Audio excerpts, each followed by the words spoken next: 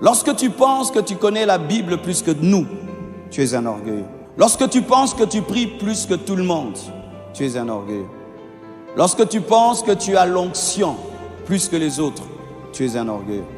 Lorsque tu penses que tu es plus proche de Dieu que les autres, tu es un orgueilleux. Parce que Dieu ne te l'a jamais dit. Et Dieu ne le dira jamais à quelqu'un. Dieu a-t-il déjà dit à quelqu'un que toi, tu es plus que les autres? Le témoignage que Dieu a donné même sur Job, c'était devant Satan. Il n'a jamais dit ça à Job. Pourquoi tu te sens supérieur aux autres? Pourquoi tu penses que toi, tu crains Dieu plus que les autres? Est-ce que même c'est vrai? Pourquoi tu penses que tu pries beaucoup plus que les autres? Quand tu pries 10 heures du temps, tu penses que tu as battu les records du monde. Allez suivre sur Internet, il y a des hommes de Dieu qui ont prié 5 jours, 7 jours sans s'arrêter. Il y a des gens qui ont fait des jeûnes jusqu'à mourir. Tu penses que tu jeûnes plus que les autres, que tu connais la Bible plus que les autres, que tu aimes Dieu plus que les autres. C'est de l'orgueil spirituel. C'est ce qui a tué Lucifer, l'orgueil spirituel. L'orgueil intellectuel, c'est se glorifier de son intelligence ou de sa connaissance. La Bible dit que la connaissance enfle, mais l'amour édifie. C'est lorsque tu es enflé par tes diplômes, tu es enflé par ton bon français, tu es enflé par ton anglais. Je ne sais pas si on est orgueilleux du lingala, hein? Ça n'existe pas. Personne n'est orgueilleux de bien parler lingala. Tu es orgueilleux de bien parler français. Tu es orgueilleux de bien parler anglais. Tu es orgueilleux d'avoir des diplômes. Tu es orgueilleux d'être plus intelligent que les autres. Et c'est très rare que les premiers de la classe soient humbles. Rarement, les premiers de la classe sont humbles. J'en ai connu quelques-uns qui étaient humbles, mais très rarement. Mais des fois, tu vas voir quelqu'un était premier de la classe à l'école, mais dans la vie, il n'est pas le premier. Souvent, c'est l'orgueil.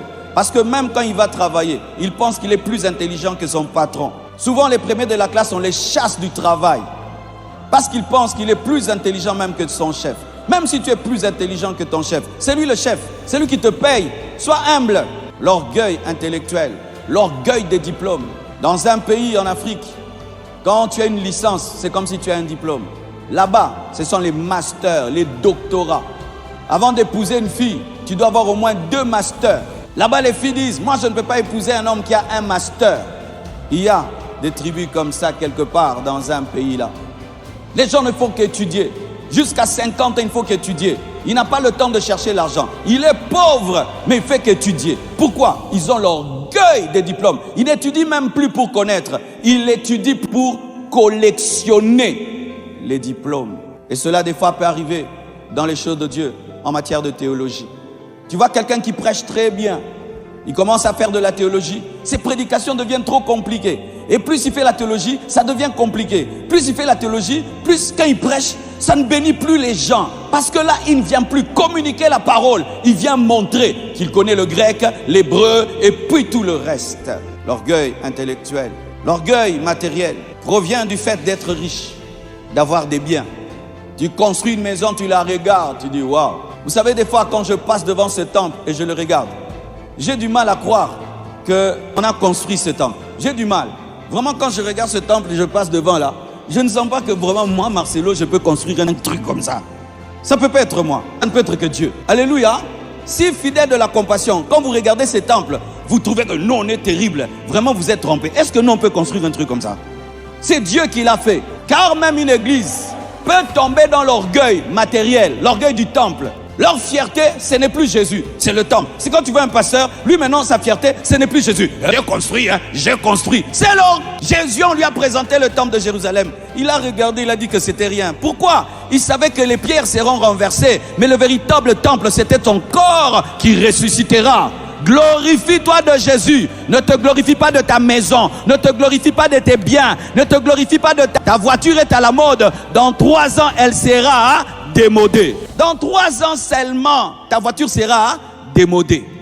L'orgueil de la voiture, l'orgueil de la maison, l'orgueil des biens, l'orgueil des richesses, l'orgueil des possessions matérielles. Alors que Dieu, quand il voit nos possessions matérielles, il dit que c'est du vent. Nous sommes nés nus sur la terre, nous venons nus et nous rentrerons nus. Jamais tu ne verras un corbillard qui est accompagné d'un camion de déménagement. Avez-vous déjà vu un homme qui est conduit en benseke? Devant il y a le corbillard, Et derrière, un camion de déménagement avec ses chaises, avec ses lits. Jamais de jamais. Les habits restent, les vêtements restent, les chaussures restent, les maisons restent. Ne te glorifie pas de ta maison. Une érosion peut commencer seulement à côté de ta maison. Elle divise en deux ta maison physique. La Bible dit pour les riches que le riche se glorifie de son humiliation. S'il y a à te glorifier, toi qui es riche, glorifie-toi de ton humiliation. Glorifie-toi des endroits où Dieu t'a brisé. Parce que même quand tu es riche, il y a des domaines où tu es pauvre. Vrai ou faux? Glorifie-toi de ta pauvreté, toi qui es riche. Glorifie-toi de ta pauvreté. Glorifie-toi de tes manques. Il y a l'orgueil physique. C'est être fier de sa beauté et de son apparence. Et souvent, les femmes belles sont orgueilleuses. Les garçons beaux sont orgueilleux. Les personnes qu'on adulte depuis leur enfance, tu vois, depuis que tu es bébé, on te dit que tu es belle, à l'école belle, les garçons se battaient pour toi. Des personnes pareilles se prennent pour des déesses. Tu peux même être orgueilleux de ta peau. Lorsque j'ai grandissé, les métis, on se trouvait spéciaux. Et une fois, on m'a prêché, on m'invite dans une église. J'ai posé la question au pasteur, est-ce que dans votre église, il y a un métis? Il a dit non. J'ai dit, pourquoi tu veux que je sois le premier? Je ne peux pas venir. Que ta peau ne t'enfle pas. Alléluia. Que ta beauté ne t'enfle pas. Que ton apparence extérieure ne t'enfle pas. Que ton élégance ne t'enfle pas. Les hommes élégants, souvent, sont orgueilleux. Quand ils portent sa veste, sa cravate, sa chaussure, tu sens vraiment que ça lui va. Tu sens d'un coup, la démarche change. Nous, les hommes, nous avons deux démarches. La démarche quand tu es en coupé. Et la démarche quand tu portes les chaussures et la veste. Vrai ou faux? Quand tu es sur ton 31, la démarche change. Mais quand tu es en vinglais, et je connais des gens, s'il n'est pas très bien habillé, il ne peut pas sortir. Je connais même des femmes, si elle n'est pas bien maquillée, elle ne peut pas sortir. Pourquoi? L'orgueil de la beauté, l'orgueil de l'apparence. On dira, on remarquera. Tu es qui? Tu n'es qu'un homme. Tu n'es pas spécial. Et quand on est orgueilleux de sa beauté, on ne rate jamais l'occasion de se mirer. On ne rate jamais. Si tu te promènes un miroir, maladie, bokono, obéla. Tout le temps, tu dois te mirer. Tout le temps, tu dois t'arranger. Même quand c'est bien, tu t'arranges tout le temps. Tu essuies tout le temps. Tu t'arranges tout le temps.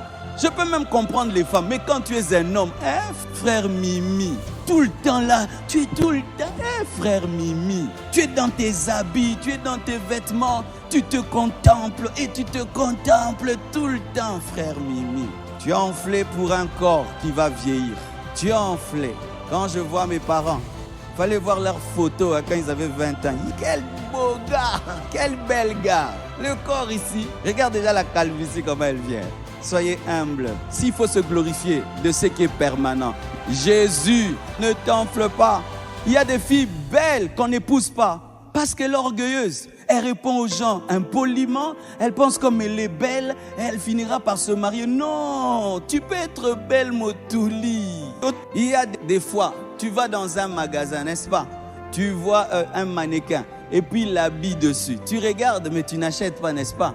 Et tu peux être une très belle femme. Les gens remarquent que tu es belle, mais le caractère que tu as, ta manière d'être, on dit, pardon, se croire supérieur à cause de sa position et de ton statut. Tu as une position, tu es PDG, tu es ministre, tu es leader, tu es même responsable à l'église, tu es prédicateur, tu es riche et tu penses que tu es supérieur aux autres. Mais ce que tu oublies, c'est que dans la vie, il y a des hauts et des bas. Il y a des hauts et des bas. Amen. Hein? Il y a eu les moboutistes, il y a eu les kabylistes. Il y a des hauts et des bas. Tu vois, quand tu vas dans un bureau, tu vois la chaise là, il y a quelqu'un qui s'était assis dessus. Il n'est plus là, il est parti. Toi aussi, tu partiras. Le bic qui signe ta nomination a toujours de l'encre pour signer ta révocation. Il y a toujours de l'encre. Hier, dans ce pays, il y avait des grands hommes de Dieu. Nous, on était des cafards, tout petits là. Amen. Hein? Aujourd'hui, c'est notre temps. Mais je ne dois pas oublier qu'il y aura aussi les temps d'autres. Sois humble quand c'est ta saison. Sois humble quand c'est ton temps. Sois humble quand c'est ta saison. Ne méprise pas le pauvre. Tu ne sais pas ce qui sera demain. Et même pas seulement parce que tu ne sais pas ce qui sera demain. C'est manquer d'amour. Comment tu méprises quelqu'un parce qu'il n'a pas tes moyens? Comment tu méprises quelqu'un parce qu'il n'a pas eu un papa comme le tien, une maman comme la tienne? Comment tu peux mépriser quelqu'un parce qu'il n'a pas grandi dans une bonne famille? Toi, tu as eu la grâce de grandir et de naître dans une bonne famille. Lui n'a pas eu cette grâce. Ce n'est pas qu'il n'a pas voulu. Il n'a pas eu cette grâce-là. Toi, tu as eu la grâce de naître dans des bons quartiers. Lui, il est né dans un quartier bizarre. Et toi, tu te trouves supérieur. Mais sache que Jésus est sorti de Nazareth. Faites très attention. Ne t'enfle pas. Que tes origines ne t'enflent pas. Que ta famille ne t'enfle pas. Que le nom de ta famille ne t'enfle pas. Il y a des gens qui ont l'orgueil du nom de la famille. Du nom de la famille.